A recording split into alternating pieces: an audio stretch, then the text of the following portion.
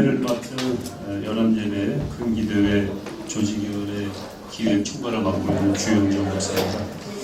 오늘 기자회견 순서는 조직위원회 대표회장님들께서 또 신영위원장님이 간략하게 인사 말씀하시고 또 각 저희가 돕기를 원하는 사역을 하시는 분들 대표님들께서 3분 정도 이렇게 각 사역에 대해 소개해 주시고 질의응답하는 시간으로 진행하도록 하겠습니다.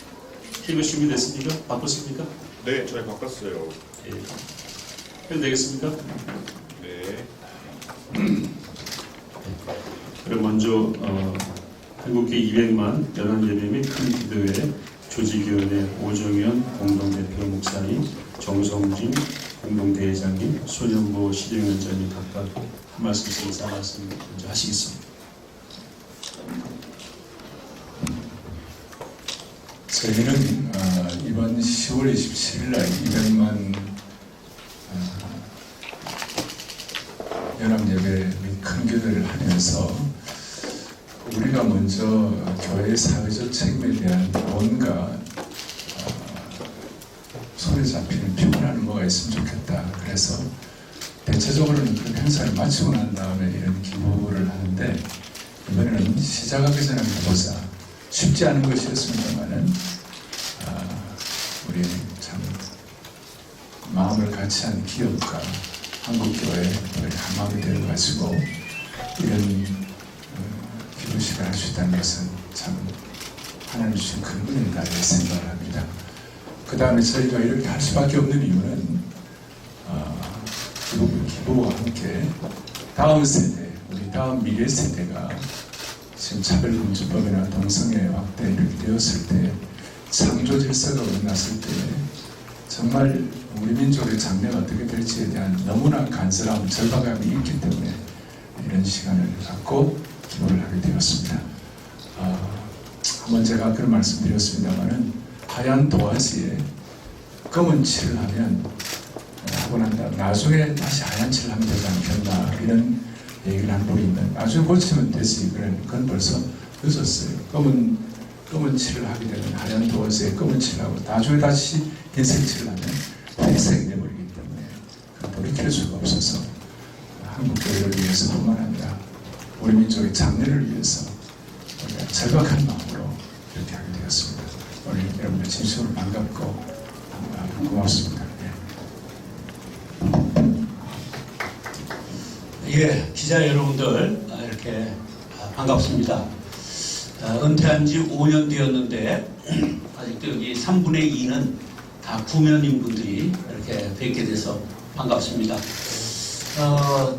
저는 오정현 목사님과 함께 한국교회 봉사단 이사장 대표를 역임했고 우리 한국교회가 세상을 향한 봉사와 섬김을 꾸준히 해왔던 역사와 전통이 있습니다. 이번에 대형 집회를 하게 되면서 그것에 대한 목적은 우리가 다시 한번 이 땅의 황무함을 막아보자 하는 것과 함께 지금 코로나 이후에 가라앉은 한국교회에 제3의 부흥의 불길을 한번 붙여보자 하는 그러한 영성의 기회를 삼게 된 것입니다. 그렇게 됐는데 왜 우리가 스스로 거금을 나누지 않고 이렇게 사랑의 열매와 함께 협약을 하고 나누게 되었는가 하는 것은 우리가 이제 교회가 동떨어져 사는 집단이 아니고 세상과 함께하여 손잡고 가는 그러한 길을 가야 한다 하는 그러한 모양을 우리가 갖추게 된 것입니다. 그래서 교회는 세상의 빛, 세상의 소금이 되어야 하는데 그동안 우리가 교회 부흥기에 스스로 갇혀서 교회 안의 빛, 교회 안의 소금으로 살지 않았나 하는 반성과 함께 가장 세상에 공신력 있는 사랑의 열매와 손잡고 이들에게 우리가 기뻐함으로 우리가 모은 귀중한 헌금들이 이 땅에 정말 빛과 소금 되어 아름답게 쓰임 받을 수 있도록 그러한 목적을 가지고 오늘 협약식을 맡게 되었습니다. 앞으로 집회도 하나님의 은혜 중에 잘 열릴 수 있도록 여러분들의 좋은 기사를 부탁드립니다. 그리고 이후에도 계속 이러한 좋은 일들을 계속 해 나갈 것을 약속드립니다. 감사합니다.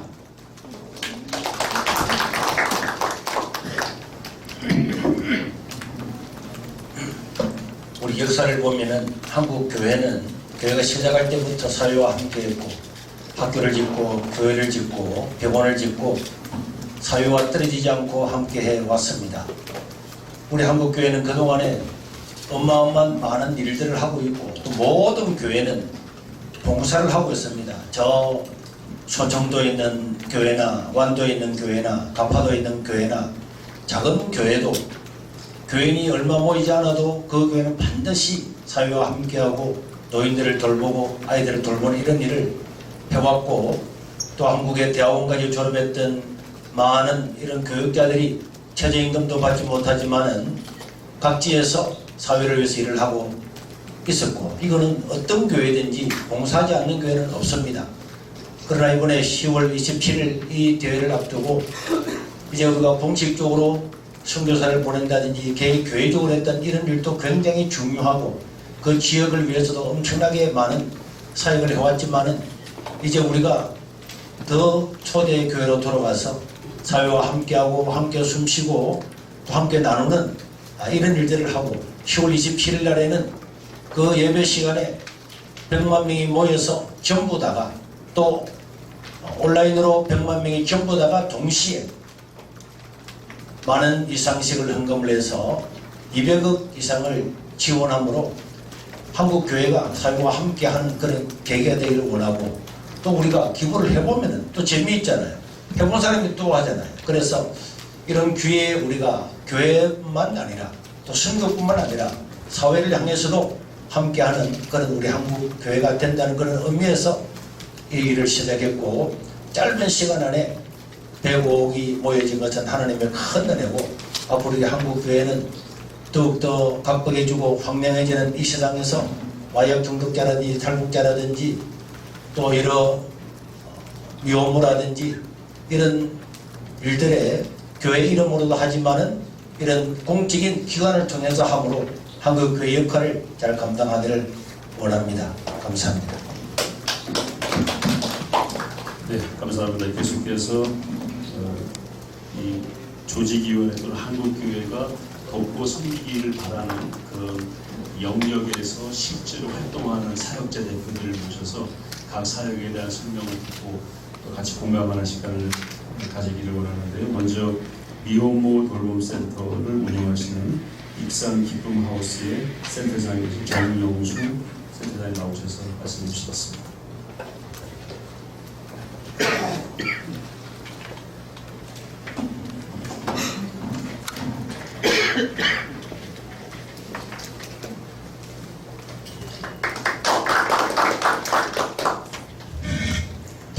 안녕하세요. 저는 이렇게 큰 줄 모르고 진짜 편안하게 왔다가요. 이렇게 가서 너무 떨립니다. 네. 저는 전라북도 익산에 있는 기쁨의 하우스에서 일하고 있는 이제 정영순입니다. 저희는 이제 미혼모 시설에서 일하고 있고요. 저희 미혼모 시설은 출산 지원 시설로 갑작스럽게 임신한 여성이라든가 예상치 못한 임신을 하였을 경우에 가장 먼저 도움을 요청하는 곳입니다. 또한 이들이 입양과 양육이라는 갈림길에 서 있을 때 다양한 정보를 충분히 제공을 해서 자신에게 맞는 그 서비스를 마칠 수 있게끔 최선의 선택을 어떻게 하면 할 수 있을까라고 우리가 돕고 있고 이 과정에서 양육보다 아니 입양보다 원가정에서 양육하는 그 미혼모 가정들이 늘어나고 있습니다. 미혼모 시설의 어려움은 현실적으로 다방면에서 많이 있는데요. 입양을 선택한 미혼모인 경우에는 아이를 입양 보내면서 느끼는 이제 슬픔이라든가 상실감 그리고 무엇보다 죄책감을 많이 갖고 있습니다.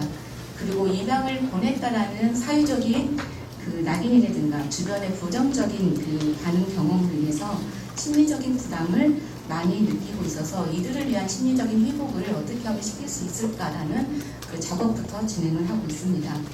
그리고 자신을 존중하고 자립할 수 있는 직업 훈련이라든가 그 다음에 혼자 살아갈 수 있는 교육, 다시 또 이런 상황을 만들지 않게 하기 위한 그 초기 교육들을 저희가 실시하고 있습니다. 또 양육을 선택한 미혼모들은 사회적 그 시선이라든가 편견보다 더 어려운 부분이 무엇이냐면은 아이를 온전히 받아들이고 그리고 그 아이를 나의 자녀라고 인식하는 것까지 그것까지 가장 어려운 부분이고 또 자신이 아이를 그 양육을 하면서 이 아이한테 오히려 부정적인 영향을 미치지 않을까라는 그 걱정을 하는 그런 부분들이 가장 큰 부분입니다. 그래서 아이와 함께 살아가는 것에 대한 심리적 불안이라든가 경제적인 불안이라든가 또 양육을 잘할 수 있을까라는 그 불안 등 다양한 어려움으로 인해서 그대로 그 불안이 아이한테 전해지고 있는 것이 현재 미혼모 가정들의 현실입니다. 따라서 양육을 선택한 미혼모에게는 신생아 케어부터 저희가 시작을 하고 있는데 초기 부모 교육이라든가 애착 형성 교육이라든가 또 다양한 교육도 이들한테 가장 그 중요한 부분이 운전면허 습득을 할 수 있는 그 직업 훈련이라든가 그리고 통합적이고 포괄적인 서비스를 저희가 지원하고 있습니다. 그리고 미혼모 시설을 퇴소한 이후에는 같은 처지의 미혼모들이 함께 생활을 하면서 공동체적인 그 지지를 받을 수 있는 그런 부분이 있었는데 그것이 없이 혼자서 아이를 키워야 나가는 그런 부분들이 있어서 양육의 고립감을 함께 느끼고 있어서 또 이들을 위한 사육 관리도 저희가 진행을 하고 있습니다.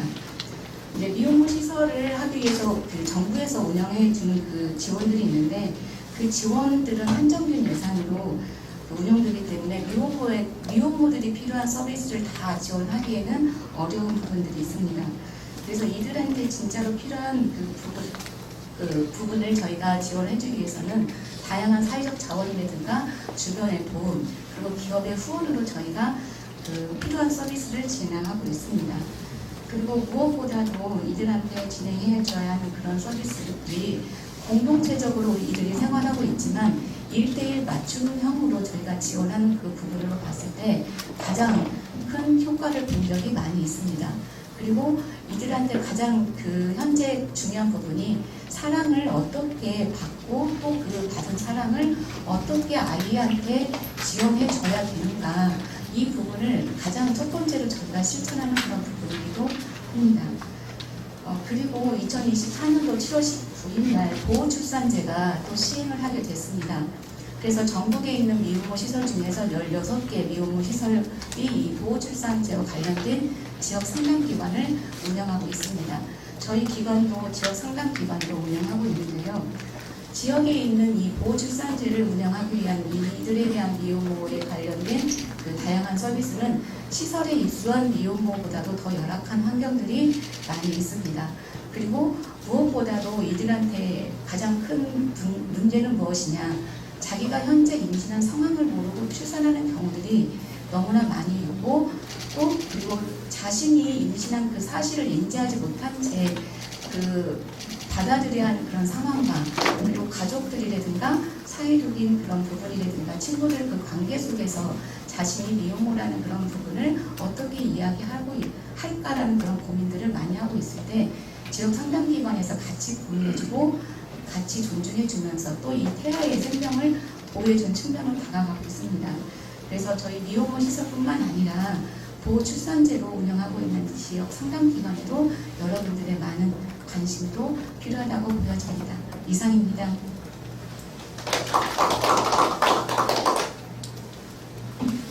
네, 감사합니다. 지금 말씀하신 부분은 저희 대외조직위원회가 출발할 때에 200억을 돌봄시설의 확대를 포함한 저출산의 해결을 위한 정책 개발을 쓰겠다 하는 그 영역에 해당되는 사역을 소개해 주셨습니다.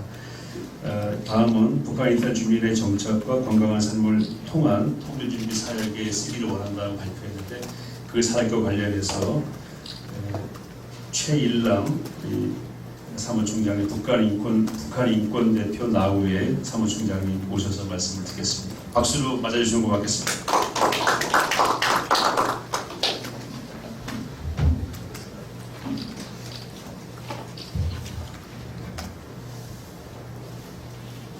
네, 안녕하세요. 저는 북한인권단체 나우에서 사무국장으로 일하고 있는 최일남입니다. 네, 이렇게 많은 카메라 앞에서 제가 발표하기 처음이라서 너무 떨리고 지금 너무 긴장되지만 제가 준비한 것을 이제 잘 말씀드리도록 하겠습니다. 감사합니다.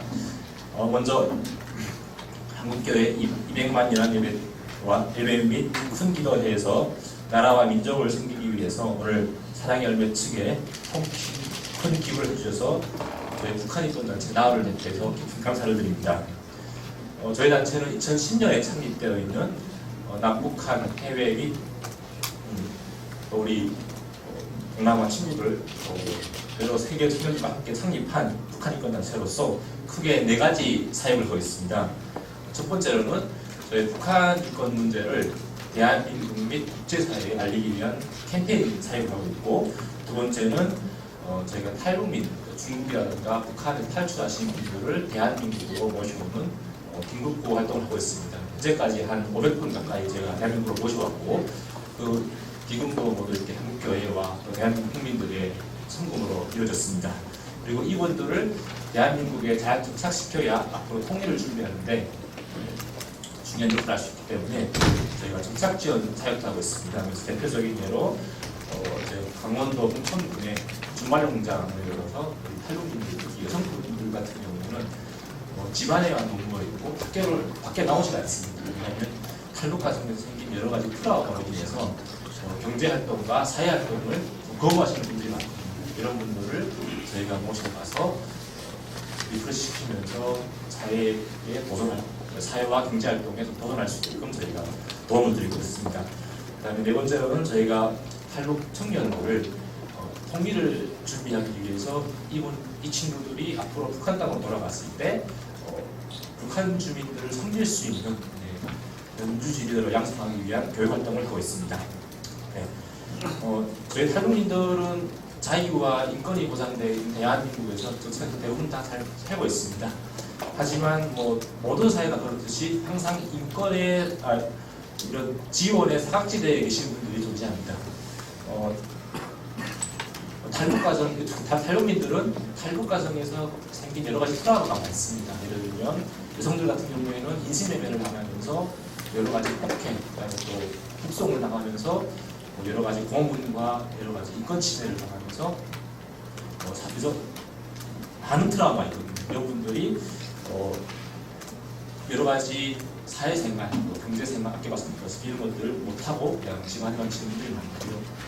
대표적인 예로 탈북민들이 대한민국에 정착해서 살고 있는 탈북민들이 3만 4천여 명이 됩니다. 이 중에서 29%가 기초생활수급자로 살고 있습니다. 이것은 대한민국 국민 전체 국민의 4%가 기초생활수급자인 걸 감안하게 되면 상당히 많은 수치입니다. 그리고 몇 년 전에 한성옥 모사사건을 기억하실지 모르겠습니다. 네, 한성옥 모사사건이라고 탈북에서 대한민국에 정착해서 잘 살고 있지만 대한민국에서 아사로 돌아가셨습니다. 그러니까 배고파서 북한 탈출해 갔는데 이 먹을 것이 풍족한 대한민국에서 굶어서 돌아가셨습니다.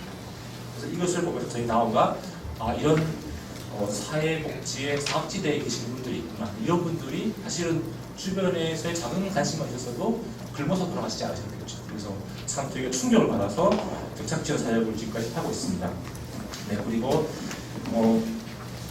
저희는 이분들뿐만 아니라 탈북민들, 장애인들, 특히 한부모 가족, 특히 여성들 같은 경우에는 중국에서 원치 않은 임신을 통해서 또 결혼을 통해서 애들이 데리고 오는 경우가 많거든요. 이분들 저희가 지원을 해드리고 있습니다. 이 모든 사회 활동이 우리가 우리 사회의 관심과 또 재원이 가장 중요한 요소를 작용하고 있습니다. 이런 상황 속에서 우리 한국교회와 기독교인들이 나라와 민족, 특히 탈북민들을 섬기기 위해서 따뜻한 후원을 해주신다고 하니까 저희가 같은 단체들은 큰 힘이 됩니다. 우리 기독교인들이 특히 200만 연합예배 및 큰 기도에 참여해주신 분들의 뜻에 맞게 이 사회의 문제, 특히 탈북민들의 여러 가지 정착지원 문제라든가 여러 가지 문제에 저희가 개선할 수 있도록 정성을 다하겠습니다. 항상 기도로 이 나라 민족을 섬겨주시는 우리 여기 계신 목사님들과 우리 기독교인들 분들께 이 자리를 빌려서 탈북민들과 또 저희 단체를 대표해서 다시 한번 감사를 드립니다. 이상입니다.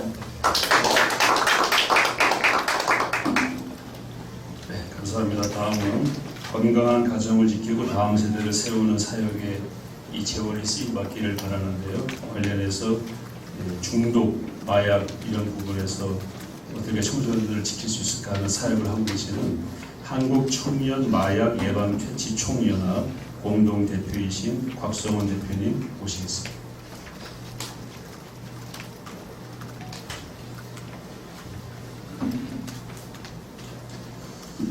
여러분, 이렇게 많은 교계와 사회에서 우리 청년 마약 문제에 대해서 이렇게 관심 가져주셔서 너무 감사합니다. 저는 한국 청년 마약 예방 퇴치 총연합 공동 대표를 맡고 있으며 또한 저희가 하고 있는 사역은 국제교도협회 프리즘 펠로십 인터내셔널 한국 대표를 맡고 있으면서 여주 민영교도소 교육위원으로 섬기고 있었습니다. 하지만 요즘 청소년 마약 문제가 너무나도 심각한 문제라는 것을 저희는 현장에서 보고 있습니다. 우리 미혼모 사역을 하고 계시는 우리 대표님과도 말씀을 나눴지만 재작년에 신생아가 25만 명이 태어났으면 작년에 마약으로 검거된 숫자가 28,000명입니다. 암수범죄이기 때문에 곱하기 30을 해야 됩니다. 80여만 명 중에 38%가 청년들입니다. 약 30만 명 이상이 해마다 중독되어 가고 있는 이 국가적인 이 문제에 저희들이 가만히 있을 수가 없었습니다. 저도 과거에는 한때 중독자였지만 하나님의 은혜로 이러한 사람들을 돕는 조그마한 일들을 조금 하고자 합니다. 저희 한마총은 청소년 청년들의 마약 중독 예방 퇴치 및 치료 재활을 위해서 수사 협력과 예방 교육, 치료 재활까지 100여 개의 단체 분야별 전문가들이 모여있는 국내 최대 민간 마약 단체 연합입니다. 전문적인 치료를 제공하는 유일한 민간병원인 인천 참사랑병원과 또한 20여 년간 한국 최초 재활치유 공동체인 소망을 나누는 사람들이라는 전문단체들과 함께 청소년 청년 마약 중독 예방 캠페인과 고위험군의 회복 지원을 위한 치유 재활 관리 체계 구축 사업을 법무부와 함께 진행하고 있습니다. 현재 우리나라의 시스템은 검거하고 마약의 심각성에 대한 문제들은 많이 알려져 있습니다. 하지만 효과적인 대안을 제시하고 있지는 못하고 있습니다. 중독자들에게 가장 필요한 것은 유혹적인 환경과 분리되어 치료에 전념할 수 있는 쾌적한 환경이 있는 마약 전문 병원이 필요합니다. 이 또한 24시간 운영되는 전인교육을 기반으로 하는 근본적인 치료재활센터, 그리고 그들이 가정이 깨지고 사회가 깨지고 경제관념이 모든 것이 파탄되어 있는 그들에게는 재사회화할 수 있는 사회의 구성원으로 돌아갈 수 있는 직업자활센터도 같이 병행해야 된다고 생각합니다. 중독으로 인한 극심한 육체적 정신적 고통의 벽을 지나도 사회에서 바라보는 그들의 선입견과 편견으로 인해서 그들이 복귀하기 어려운 암담한 현실 속에서 진정한 자유의 삶을 살아갈 수 있도록 우리 교회와 사회와 가정에서와 국가에서 이들을 도와야 될 것입니다. 실질적인 치료와 교육과 사랑과 관심이 있는 치료 공동체가 절실히 필요합니다. 이 사역은 오랫동안 인내와 사랑으로 꾸준히 해야 하는데 복음의 능력을 갖고 있는 우리 한국교회가 이렇게 발벗고 나서주시니 너무 감사합니다. 크리스찬 기반한 마약 전문 병원이 한국 최초로 병원 건립을 위해서 이렇게 많은 교계에 계신 분들이 관심을 가져주셔서 너무 감사합니다. 저희 한마총 단체는 좀 특이합니다. 이론과 책으로 배운 그러한 교육이 아니고 실질적인 중독자였던 사람들이 회복자가 되고 그들이 실제로 치유해온 임상 경험과 그러한 것을 바탕으로 체계적인 연구와 신앙적인 기반을 가지고 우리 다음 세대들 청년들, 특히 청소년들의 중독의 삶에서 벗어나 자유의 삶을 살 수 있도록 돕기 위해서 최선을 다할 것이며, 이러한 일들을 복음의 능력을 갖고 있는 한국교회와 같이 해주시기를 간곡히 부탁드립니다. 네, 감사합니다. 이제 마지막으로 헌혈을 통해서 한국교회가 우리 사회를 섬기는 그런 정책을 입안하고 계획하는 중에 있는데 이 부분을 맡고 계시는 우리 200만 연합예배 조직위원회 청년위원장이신 조평세 박사님 말씀 듣겠습니다. 네, 이번 12.7 연합예배 청년위원장을 맡고 있는 조평세입니다.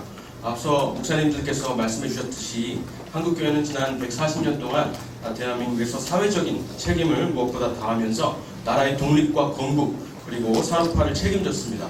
그런데 그 중에서도 특히 의료 활동에 몰두하였는데요. 정확하게는 사실 대한민국의 개화가 사실은 민영익을 치료하면서 알렌 선교사가 민영익을 치료하면서 시작되었다고 할 수가 있습니다. 그래서 한국교회는 애초부터 우리 국민들의 건강을 책임졌다고 할 수 있는데요. 그런데 지금 심각한 것은 대한민국이 피부족 국가입니다. 만성적인 혈액 부족을 앓고 있다고 우리가 알고 있습니다. 수혈용 혈액은 사실은 자급자족하지만은 의약품 개발용은 아직도 부족해서 해외에서 수입하는 그러한 상황이라고 합니다. 특히 코로나 이후로 그것이 더욱더 심각해져서 지금 보통 5일치의 혈액이 필요한데 항상 구비를 하고 있어야 되는데 지금 3일에서 4일치 정도밖에 없다고 합니다. 그런데 기독교인들에게 있어서 피는 곧 생명이다 라는 말씀에 의거해서 정말 사실은 기회라고 할 수가 있습니다. 이 만성적 혈액 부족 사태는 사실은 한국 교회에게 있어서 섬길 수 있는, 대한민국을 섬길 수 있는 아주 좋은 기회라고 생각을 합니다. 그래서 대한민국의 만성적인 혈액 부족을 앞으로 한국 교회가 책임지겠다는 말씀을 드립니다. 그런데 이것은 한번 일시적인 캠페인으로 끝나서는 안 됩니다.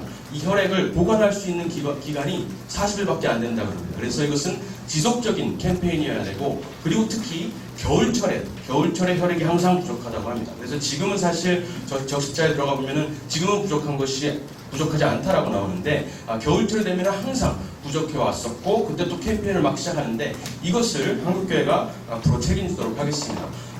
특히 젊은이들의 청년들의 동원이 많이 필요한데 이거를 동원할 수 있는 세력은 대한민국에 군대밖에 없었거든요. 그런데 이제는 중고등부, 청년부가, 대학부가 앞장서서 겨울철이 될 때마다 헌혈 드라이브를 걸어서 대한민국의 만성 부족인 혈액을 한국 교회가 책임지도록 하겠습니다. 감사드립니다. 제가 추가로 하나만 잠깐만 더 말씀드리겠습니다. 한국은 헌혈의 집이 157개가 있고 헌혈 카페도 많이 있습니다. 그런데 우리가 1년에 피가 300팩, 하나 하는 게 한 팩인데 300팩이 필요한데 50만 팩이 모자랍니다. 어떻게 우리가 이것을 한국교회에 책임질 수 있을 것인가?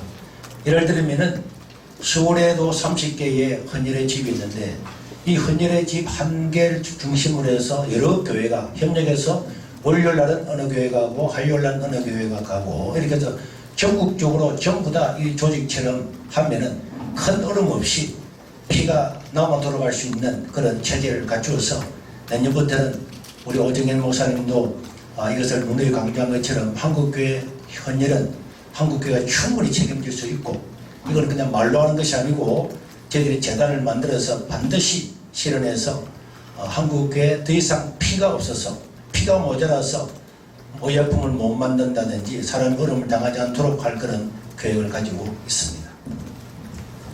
네, 감사합니다. 쉽게 말하면 피는 우리가 책임진다. 좀 거창하지만 피는 우리가 책임진다. 네, 지금 발표한 그 사역자나 또 단체는 우리 100억을 모은 이 기금에서 직접 지원하는 것은 아직 결정이 된 건 없습니다. 다만 저희가 미리 양해를 구했습니다만은 이 방향에서 사역하시는 분들을 통해서 이것이 얼마나 절실하게 필요한지를 말씀을 나누려고 했던 거고요. 이것의 전달은 전적으로 사랑의 열매가 기존에 해오던 사역과 연관해서 하시도록 돼 있고, 또 저희가 그것을 모니터링하는 걸로 MOU에 되어 있기 때문에 그런 방식으로 진행된다는 걸 참고로 말씀을 드립니다. 이제 기자님들의 관련된 사역이나 연합예배에 대해서 질의가 있으시면 받도록 하겠고, 앞에 계신 대표님들과 사무총장님도 필요하면 실무적으로 제가 또는 관계자분들이 계시니까 답변 드리도록 하겠습니다. 질문하실 때 소속을 좀 말씀해 주시고 질문해 주시고. 예. 네, 자유일보의 국경입니다. 한국교회가 이렇게 200억이라고 하는 엄청난 모금을 통해서 한국 사회에 빛을 발했던 적이 있는가 물을 정도로 굉장히 참신하고 귀한 일이라고 생각합니다. 제가 질문하고 싶은 것은요. 교회가 이번에 이제 동성애 합법화 차별금지법 저지 이 부분을 들고 집회를 했습니다. 일시적인 집회 한 번으로 이 부분이 바로 해결될 거다 이렇게 생각하는 분들은 많지 않을 것 같아서 앞으로 구체적인 어떤 방안을 가지고 추진하실 것이며 또 이런 우려가 좀 있습니다. 한국교회에 새로운 연합단체가 또 만들어지는 게 아닌가 이런 우려를 가진 분들이 계신데 아까도 헌혈 재단을 만들겠다 이렇게 신호 목사님 말씀하셨는데 그런 부분에 대해서 두 부분에 대해서 답변을 주시면 감사합니다.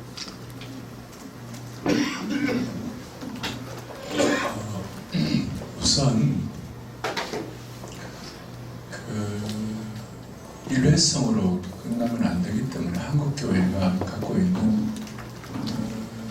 영적 저력을 우리가 다 내도기만 해야 되고 이번에 아시겠습니다만은 이제 감리교가 발표하면 뭐 한국 교회 전체가 지금 다 140년 역사상 처음 이렇게 함께 마음을 모으는 200만 연합 집회가 되었습니다. 오늘 사실 이영훈 목사님도 나오셔야 되는데 제 해외 집회 관계로는 못 나오셨는데 그런 차원에서 하고 이제 앞으로 우리가 한국 교회가 그동안 하려고 했다가 못했던 가장 참 안타깝고도 꼭 필요한 것이 뭐냐면 미국의 무슨 헤리티지 재단이나 후보 연구소나 이런 것처럼 정말 한국 교회 전체를 망라할 수 있는 소위 인스티튜트, 인포메이션 인스티튜트, 코리안 크리스천 인포메이션 인스티튜트, 한국 교회 전체 연구소랄까, 정보연구원이랄까.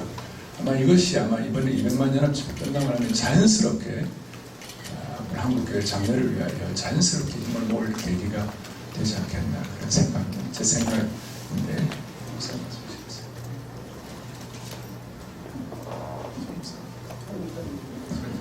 네, 어떤 단체 만드는 이런 거는 전혀 없습니다. 이건 정치적인 것도 아니고 여기서 어떤 재단을 만들어서 사회에 기부하고 이런 것들은 장기적인 어떤 그런 싱크탱 거를 만들 수도 있지만은 어떤 뭐 연합회 이런 걸 만들어서 영향을 미칠 계획은 1도 없습니다. 네, 한 가지가 좀 구체적인 방안. 이번에 이제 집회를 하시고 나서 구체적인 방안을 어떻게 동성애 합법화와 차별금지법 저지를 위해서 어떻게 구체적인 행동을 하실 건지 그 부분에 대해서 질문드립니다. 우리가 모든 것은 계획을 할 수가 없지만은 10만 명이 20번 모이는 것보다도 100만 명이 한 번 모이면은 그 파급 효과는 어마어마하게 클 겁니다. 관심을 가지지 않았던 우리 성도들도 와 이런 문제가 있는구나 알 거고 심지어 불신자들도 하나님을 안 믿는다고 할지라도 이것은 인류 전체의 문제잖아요. 9살짜리 아이가 학교 가가지고 호르몬 주사를 맞는데 부모가 개입을 하지 못한다. 부모가 개입하면 처벌을 받고 감옥에 가는 것이 현실입니다. 또 13살짜리 아이가 남성으로 변화되면서 유방수술을 했는데 나중에 지나고 나니까 유방이 또 자라는 줄 알았다고. 이런 것은 무지하잖아요. 성인도 아닌 어린아이들이 호르몬 주사를 맞고 부모의 동의도 받지 않고 수술을 하고 이런 것은 어떤 부모도 원하지를 않을 겁니다.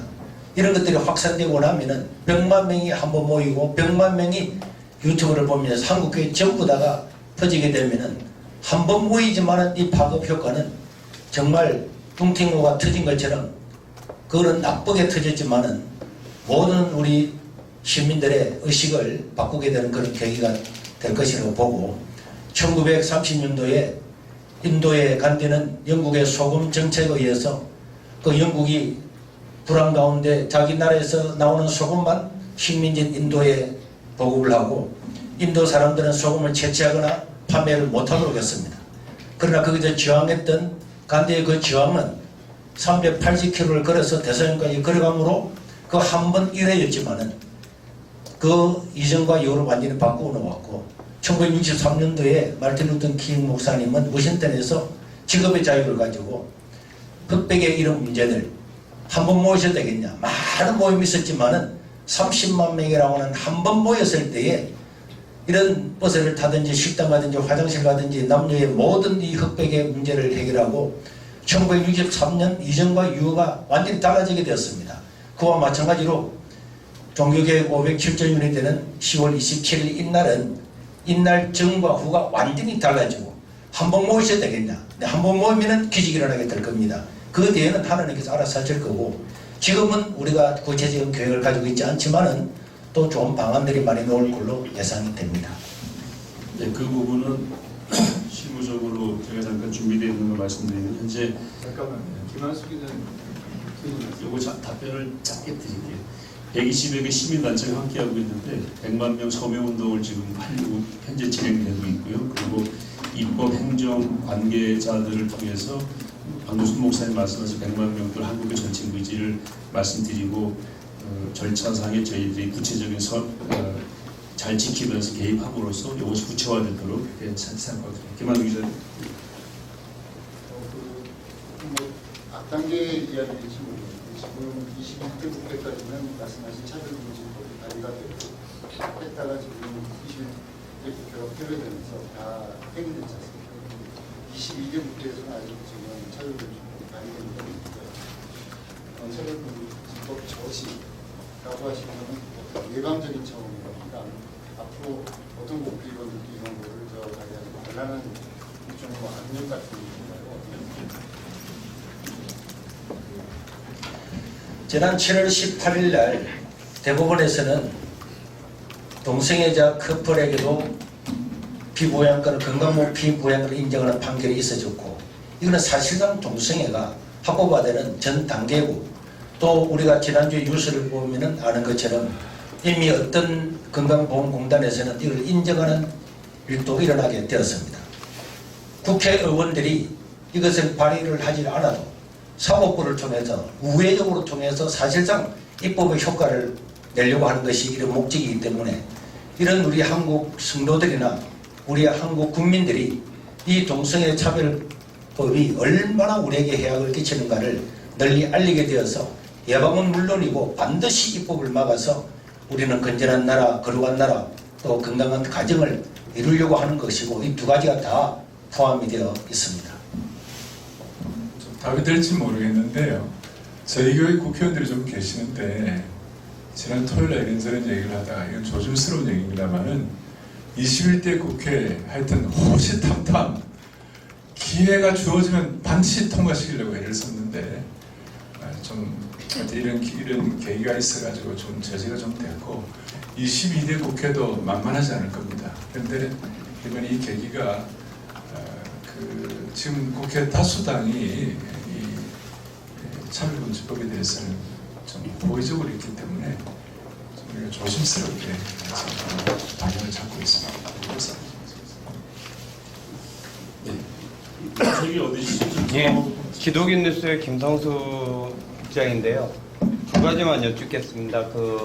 지금 100만 명이 어쨌든 이제 광화문부터 시청까지 모인다는데 시청까지는 조금 더 넘을 것 같고요. 원래는 남대문까지로 했다가 왜 시청으로 좀 줄여졌는지 장소가 100만 명이 모인다고 하면 실질적으로 남대문을 넘어서 서울역까지도 갈 수도 있다라고 생각이 되는데 지금 이제 조직위에서 발표하신 건 시청까지만 일단 진행된 걸로 같아서 그 부분에 대한 설명 한 가지 하고 잠깐만 그거는 아마 영상까지 갈 겁니다. 아니 그러니까 그건 조금 이따 설명해 주시고 또 하나 질문은 다른 게 아니라 이제 요번에 이제 한국교회가 100억을 이제 최대한 이제 빨리 모금을 하신 것 같아요. 요번 조직이 준비 발대식 하고서 불과 이제 며칠 되지 않은 상황에서 됐는데 이제 원래는 이제 참석자들이 1만 원씩 이제 헌금을 낸 걸 가지고 이제 100억을 만든다는 그런 얘기도 있었는데 그래서 200억이라는 얘기가 있었는데 요번에 100억을 만드시게 된 뭐 교회들이나 좀 많이들 이제 참여한 몇 군데들을 좀 설명을 해주시면 기자들이 조금 이해하기가 좀 편할 것 같습니다. 먼저 집회에 대한 내용 먼저 제가 말씀드리고 나머지는 충분하시고 제가 공식적으로 9월 27일 날 서울경찰청에 집회 신고한 집회 장소는 광화문부터 시작해서 서울역까지 인도와 차도 전 차선을 저희가 집회 신고를 마쳤습니다. 다만 119 구급차라든지 응급 상황에 대비해서 2개 차로 정도는 저희가 경찰과 협조를 해서 처음 시작할 때는 그 2개 차로는 제가 예비해 놓고 제가 집회 신고를 지금 한 상태입니다. 그러나 사실은 저희의 더 큰 계획은 서울역까지는 이미 저희 계산에도 이미 넘어섰습니다. 이제는 저희가 2차적으로 봐야 될 것은 그 다음 장소까지도 집회 신고를 변경해야 되는 그런 상황까지 저희가 지금 고민하고 연구하고 있는 그런 상황입니다. 한 15일 정도가 되면은 집회 신고 변경 절차를 들어가야 될지 안 들어가야 될지를 그때 다시 한번 조직위원회에서 여러분들에게 또 발표를 할 예정입니다. 이렇게 집회에 대한 부분들은 이해해 주시면 좋겠고, 그 다음에 차별금지법을 막기 위해서는 지금까지 2007년 이후로 모든 국회에서 차별금지법 법안을 계속해서 상정을 21대까지 했습니다. 이번 22대 국회도 그 전례를 본다면 당연히 할 것이라고 분명한 많은 분들이 이미 이야기를 했고, 언론을 통해서도 그런 발언들을 많이 하셨기 때문에 22대 국회 또한 심상치 않고 그렇게 진행될 것이라고 하는 것은 지난 2007년 이후에 모든 국회에서의 입법을 청원했던 과정을 보면 제가 그렇게 충분히 예상할 수 있는 그런 상황이라고 하는 걸 말씀드리고, 22대 국회가 만약에 그런 입법 활동을 한다 하면 반드시 한국교회는 이것을 막기 위해서 분명히 이 12.7과 같은, 아니 그보다 더 큰 예배도 우리는 할 수 있다 하는 것을 알려주기 위해서 저희가 이 행사를 하는 것이다, 저는 그렇게 말씀을 좀 드리고 싶습니다.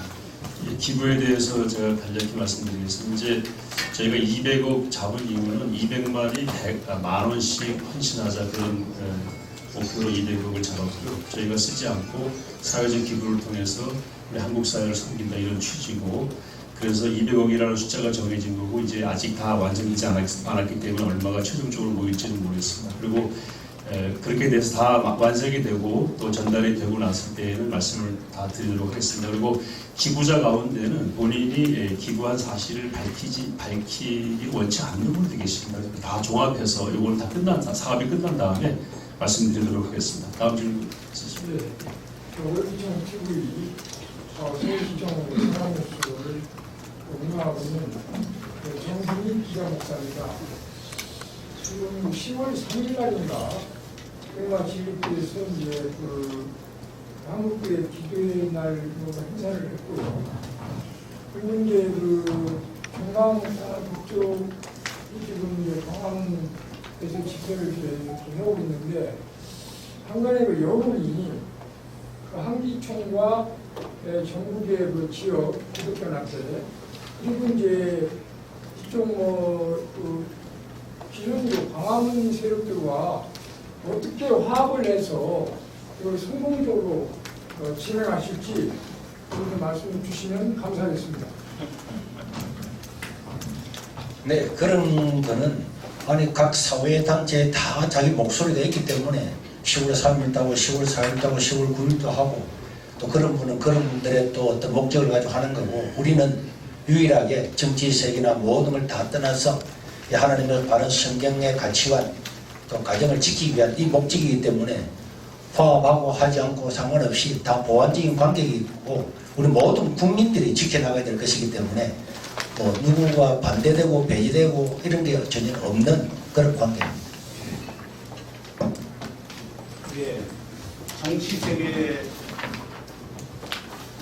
정치색을 우려하는 분들이 목소리 있는 것도 들었습니다. 좌로나 우로나 치우치지 말라 하신 말씀처럼 치우치지 않는 복음주의적인 집회고, 그리고 정치색을 드러내는 어떤 단체도 개입하지 않고 정치인들을 인사시키는 일도 없을 겁니다. 그래서 철저하게 여러분들에게 정치색을 배제하고 순수한 교회 연합, 교회 복음 집회다, 그렇게 성경적 가치를 세우고 가정을 중시하는 그런 우리가 기치를 세운 집회다 하는 것을 여러분들 잘 기사화해 주시기를 부탁드립니다. 네. 저희 타이틀이 연합 예배고요. 광고도 연합 예배로 나가 있고 예배로 기획되고 있습니다. 그 부분 꼭 밝혀주시면 고맙겠습니다. 네, 말씀하시죠. 네, 에너구멍타임즈 곽영민 기자입니다. 그렇게 큰 금액을 모금해서 하고 계시는데 굉장히 고무적인 일이라고 보고요. 한국교회가 이런 큰 대형 집회를 통해서 또 부흥하는 예가 많이 있습니다. 그런데 이번 집회 예배 말고 또 계속해서 차제에 계속해서 진행을 하실지 그게 궁금해서 한번 여쭙습니다. 아까 말씀을 다 드린 것 같고 저희들은 기도합니다. 제3의 부흥이 일어나게 해달라고 기도하고 있습니다. 그리고 자연스럽게 보는 것이 될 것입니다. 예, 아까 말씀드렸습니다. 네, 한두 분 더 받고 마무리 짓도록 앞에 그죠? 앞에 있습니다. 네, 크리스토프의 홍종 기자입니다. 아까 사실 정치 집회 이런 부분에 대해서 간단히 발표를 해주셨는데 좀 완전히 아쉬운 면이 있어가지고 최근에 여전히 또 비판하려는 목소리가 나오고 있는데 주일 예배와 기도회를 빙자한 정치 집회가 아니냐 일부 시민단체의 그런 목소리가 있는데 이 부분에 대해서 뭐 최영 목사님이나 오재영 목사님 좀 더 구체적인 의견을 좀 여쭤보고 싶습니다. 단체명은 굳이 거론하지 않겠습니다. 정치 집회는 전혀 아닙니다. 만약에 이게 정치 집회 같으면은 서울과 수도권에 있는 목사님들과 교회들이 동참하겠습니까? 이게 정치적인 게 전혀 아니고 방금 말한 것처럼 제가 문자도 받았는데 천주교 교인들도 심지어 우리 마을에 사는 불신자들도 이걸 알고 난 다음에 이거는 진짜 참여해야 되겠다. 오직 이런 차별금지법의 해악에 대해서 우리가 동성애자들을 혐오하거나 반대하지를 않습니다. 그 사람들의 삶이 살아가는 걸 우리가 뭐라고 하는 게 아닙니다. 그러나 이런 법들이 통과되고 나면은 건전한 다수의 이야기를 못하고 표현의 자유가 억압이 되고 또 자녀를 양육하는 권리가 없어지게 되고 내 자식, 내 손자, 손녀가 이게 아들일지 딸일지 모르잖아요. 지금 그런 차별금지법이 통과된 나라 그렇잖아요. 성 자체가 중립이잖아요. 아들이 태어났는데도 이 아들이 될지 딸이 될지도 모르고 며느리를 맞이했는데 이 며느리가 남자가 될지도 모르고 이런 여러 가지를 알게 되면은 야 이건 문제가 있구나. 이게 한 가지 목적에 의해서 모이는 거지 정치적인 거하고는 전혀 상관없고 그렇기 때문에 여기에 참여하는 사람들도 어떤 사람은 뭐 교과서를 개정하자 부정선거를 하자 뭐 하자 이런 거 전혀 그런 개입할 수가 없습니다. 오직 하나 이 차별금지법에 대한 나쁜 이런 선례들을 막기 위해서 모이는 거기 때문에 정치적인 것은 전혀 없다는 것을 다시 한번 말씀해 주시길 바라고 어떤 정치적인 단체도 집단도 관여하지를 않습니다. 한 분 더 받겠습니다. 기독교 한국신문의 유종환 기자입니다. 이번에 그 사랑의 열매 이렇게 기증식을 가지셨는데 제가 좀 이렇게 판단하기는 좀 이렇게 자체적으로 좀 더 복지에 사각지대에 있는 곳을 자체적으로 발굴해가지고 좀 지원을 했으면 좀 더 어땠을까 생각을 하는데 혹시 앞으로 이런 부분에 대해서는 뭐 계획이 있으신 건지 아니면 사랑의 열매 쪽에 이렇게 계속 맡기셔가지고 하는 건지. 예, 그것은 사랑의 열매 쪽에 나누는 것을 맡기는 거고 구체적으로 어떤 단체들을 하는 것은 협의를 우리 실무팀들이 지원받고 할 수 있는 거죠. 그런 것은 열려 있습니다. 그러니까 그런 것들도 앞으로 그런 염려들을 좀 이렇게 잘 제고해 주시고 함께하면 얼마든지 여러분의 불안을 잠재울 수 있고 꼭 기억하실 것은 정치적인 색은 전혀 배제합니다. 여러분들 그것은 제가 막기 위해 들어와 있습니다. 그렇게 아시고 그런 것들을 여러분들 좀 잘 기사화해 주시고 주의를 성수하는 가치를 버리는 것 아니냐. 주의를 왜 예배 드리고 오는데 정식으로 오후 3시인데 대한민국에서 오후 3시까지 못 올 지역이 어디 있을까요? 네? 2시. 그것이 이제 찬양이 시작이고 본예배는 그러니까 이제 우리가 그것을 오전 예배 드리고 오자는 거예요. 그러면 이제 먼 지역은 오전 예배를 일찍 드리는 거죠. 일부 예배 드리고 오는 거죠. 예. 그러니까 이제 이런 가치를 우리가 좀 여러분들이 잘 기사화해 주셔서 그런 오해를 만들어 가려고 하는 반대하는 목소리들을 왜 좋은 일을 하자고 하고 성경적인 일을 하자고 하는데 왜 반대를 합니까? 마땅치 않으면 가만히 있으면 되지. 그리고 우리가 이게 너무 한국 기독교가 하나 되지 못하는 모습을 이런 걸 하는데 많이 보는 거예요. 그러니까 저도 그래서 좀 안타까움이 있고 우리 기자님들이 말씀하신 것 같은 걸 저도 다 듣고 있습니다. 그러니까 그런 이해를 여러분들의 도움을 구합니다. 잘 기사화해 주시기를 바랍니다. 우리 홍원수 상무총장님께서 우리 이거 뒤에 꼭 실어주면 좋겠어요. 그날 오는 버스라든지 이런 안내 문의가 많이 오거든요. 이런 것들이 어떻게 그 대처를 하고 있는지 잠깐 말씀드리겠습니다. 제일 궁금하신 부분들이 이제 버스를 타고 오면 버스 주차장이 어디냐 하는 거하고 뭐 준비물 여러 가지 문의를 해오시는데 오늘 이제 2차 교계 광고 시안이 디자인이 완성이 됐습니다. 오늘 오후에 1차 기자회견 때 참여하셨던 기자님들에게 다시 파일을 보내드려서 그 말씀을 더 자세히 드리겠고요. 저희가 포스터에 뭘 하느냐면 15일날 저희가 우리 홈페이지를 통해서 홈페이지 주소와 그다음에 QR코드를 집어넣어놔서 그 안에 들어오시면 지방에서 올라오는 버스가 어디에 주차를 해야 되는지 경찰청과 지금 협의하고 있는 내용들을 자세히 지도와 함께 올려놓겠습니다. 그리고 개인 준비물도 그 안에 자세히 홈페이지에 넣어놓도록 하고 지역별로 어디에서 올라오시는 분들이 어디에 앉으셔야 될지도 제가 이미 구역을 다 이미 섹터를 다 구분해놨기 때문에 그것도 함께 지도와 함께 지역별로 앉는 자리도 안내를 다 해드리도록 15일날 제가 공식적으로 안내에 대한 영상 그리고 신문 광고를 통해서 자세하게 해드리도록 그렇게 하겠습니다. 네, 이제 마치겠습니다. 김한수 기자 아까 뭐 추가 질문 있습니다. 예배를 한마디로 정의하는 무슨 캐치프레이즈 같은 거 건강한 가정 거룩한 나라. 건강한 가정 거룩한 나라. 그리고 오라 우리가 다 모여서 새 나라를 세우자. 기적의 나라를 다시 세우자. 한국 기독교는 일본보다 경제가 우리가 아주 약하고 중국보다 땅도 적고 러시아보다도 우리가 좀 땅도 적고 중국보다 인구가 적지만 대한민국은 영적으로 강합니다. 한국 교회가 새 나라보다 더 강합니다. 그래서 우리는 그런 면에 있어서 영적인 콕스 향도가 되어야 한다고 생각합니다. 조정 경기에 이 노를 젓는 사람들은 힘이 덩치가 크지만 콕스 방향을 잡는 사람은 조그만하지만 방향을 잡는 겁니다. 대한민국 교회나 대한민국이 중국이나 일본이나 러시아를 향도할 수 있는 그런 결정적인 날이 이번 10월 27일 될 것이라고 확신합니다.